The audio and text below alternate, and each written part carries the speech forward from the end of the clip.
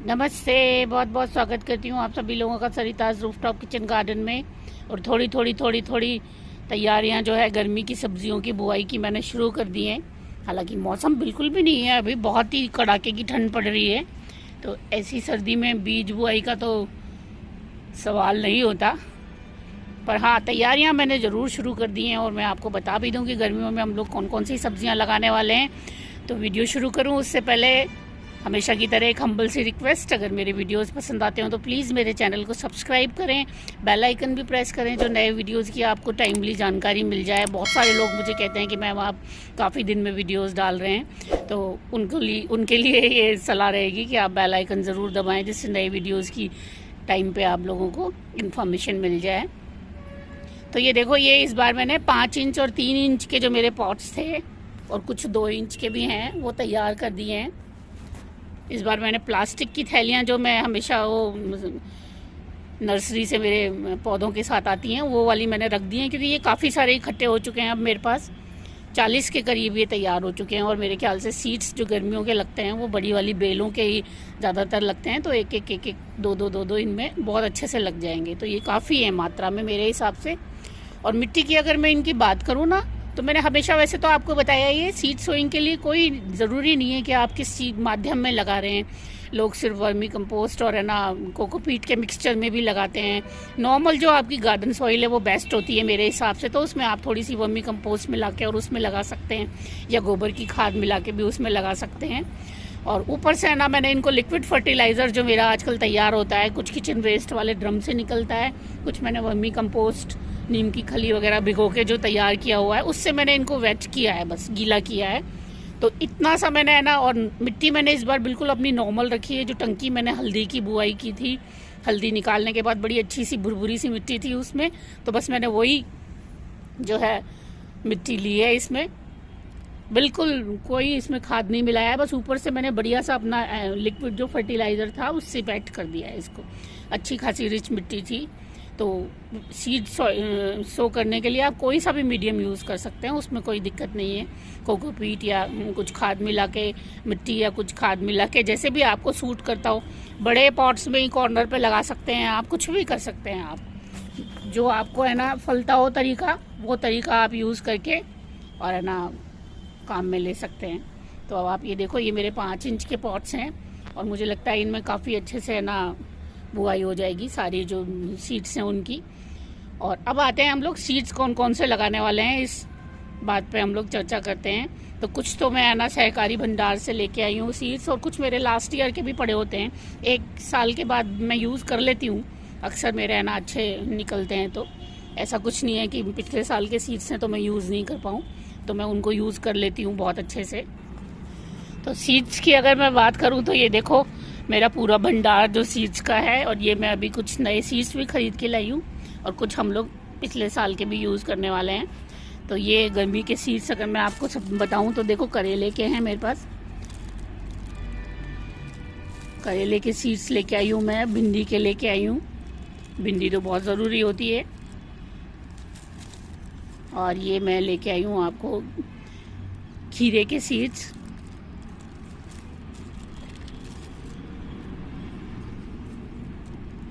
तरबूज खरबूज के सीड्स, लौकी के सीड्स, तुरई के सीड्स। ये तुरई धारी वाली तुरई जो होती है वही खाते हैं हमारे यहाँ, तो मैं उसी के सीड्स लगाती हूँ। ये तरबूज के सीड्स लेके आई हूँ मैं। कद्दू के मुझे नए सीड्स नहीं मिले। करेले, लौकी, तुरई, भिंडी, खीरा और खरबूज, तरबूज, ये सब तो मिल गए मुझे। कद्दू के सीड नहीं मिले, और लंबी वाली जो ग्रीन ककड़ी होती है उसके नए सीड्स नहीं मिले। तो ये 2 चीज़ भी और इनमें मैं शामिल कर देती हूँ। और इसके अलावा ना ग्वार की फली जो है वो भी उसके भी सीड्स ले आई थी मैं, उसकी भी बुआई होगी अभी। और पिछले साल के अगर मैं आपको खोल के दिखाऊं तो बहुत सारे हाइब्रिड है ना मेरे पास, अलग अलग वैरायटी के सीड्स थे। तो बॉटल गॉड, अलग अलग सुमंत था, जैसे ये बॉटल गॉड, घिया का जो है, गोल वाली घिया, लंबी वाली घिया, सब मेरे पास है ना मिल जाएंगी। ये तुरई है, तो एक एक दो मैं हर किसी में से है ना लगाती जाऊंगी। ये बैंगन राउंड वाला है, बैंगन को तो कभी भी लगा सकते हो, ये टिंडा देसी वाला है। और अगर मैं दिखाऊं आपको अभी तो, और भिंडी के देखो आप, मेरे पास भिंडी के ऑलरेडी मेरे पास काफ़ी पड़े हुए थे सीड्स पिछले साल के भी। ये जेनिफर वाला था, और भी ये वर्षा वाला ओकरा था, अच्छी निकली थी ये पिछली बार मेरे पास काफ़ी। ये एलिना वाली है। तो मुझे ये भी शौक़ है अलग अलग वैरायटीज़ में किस तरह से निकलते हैं सीड्स। तो ये हाइब्रिड वाली है ना, F1 वाली, शिवालिक वाली है। तो ये भी मैं इकट्ठे करती रहती हूँ अलग अलग तरह के। ये अनामिका वाली एक और ये देसी भिंडी, अर्का अनामिका, ये सीड्स हैं। तो ये भिंडी के कई वैरायटीज़ के मेरे पास सीड्स हैं। तो भिंडी मैं काफ़ी अच्छे से लगाती हूँ। इसके अलावा आप ये देखो, ये राउंड वाली जो बॉटल गॉड होती है, घिया होती है, लाटू टाइप वाली, तो उसके भी मेरे पास 2-3 वैरायटी के सीड्स रखे हुए हैं। तो ये भी मैं लगा दूँगी। ये मेरे पास ककड़ी के ऑलरेडी है सीड्स, तो नहीं मिला तो मुझे कोई ख़ास फ़र्क नहीं पड़ता, इसमें से भी मैं लगा दूँगी।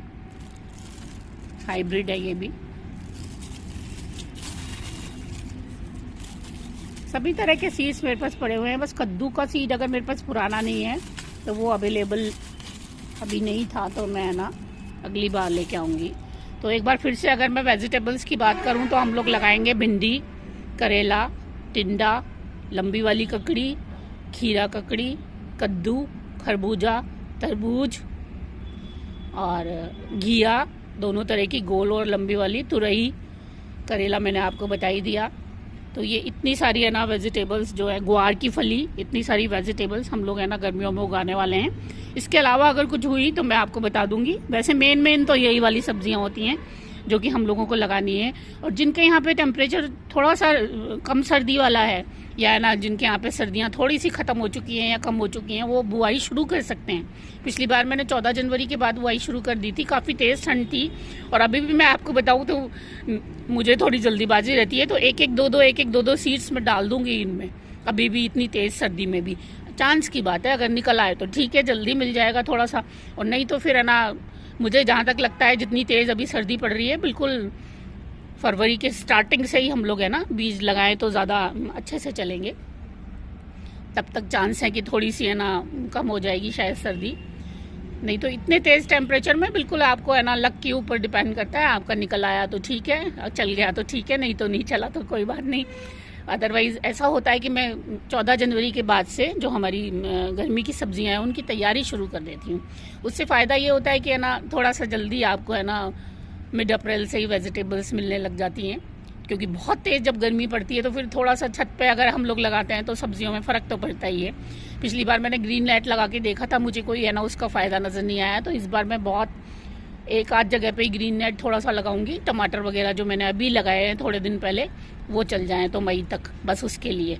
और 5 इंच के पॉट्स में है ना सीड्स लगाने का फ़ायदा ये भी होता है कि आप है ना 1 महीने तक तो आराम से इसमें संभाल के रख सकते हैं अपना सीड, है ना, कोई दिक्कत नहीं होती। लिक्विड फर्टिलाइज़र डालते रहिए, इसमें अच्छे से बढ़ जाएगा। तो उतने है ना मेरे ये ग्रो बैग जो सामने आपको दिख रहे हैं ये खाली हो जाएंगे। अभी तो गोभियाँ लगी हुई हैं इनमें, इतने दिनों में ये सब निमट जाएंगे। तो फिर मैं ना इसमें लगा दूँगी सारी सब्जियां। तो उम्मीद करती हूँ आप भी तैयारियां शुरू कर देंगे, और बीज तो इकट्ठा कर ही लेंगे। मिट्टी तैयार करना तो एक दिन का ही काम है बीजों के लिए, कोई ख़ास बड़ा काम नहीं है। पर बीज मंगाना या लाना ये थोड़ा सा मुश्किल पड़ जाता है कई बार। तो बस तैयारियां शुरू कर दीजिए, हम साथ साथ में ही गर्मी की सब्जियां लगाएंगे। बहुत बहुत धन्यवाद मेरे साथ बने रहने के लिए। नमस्कार।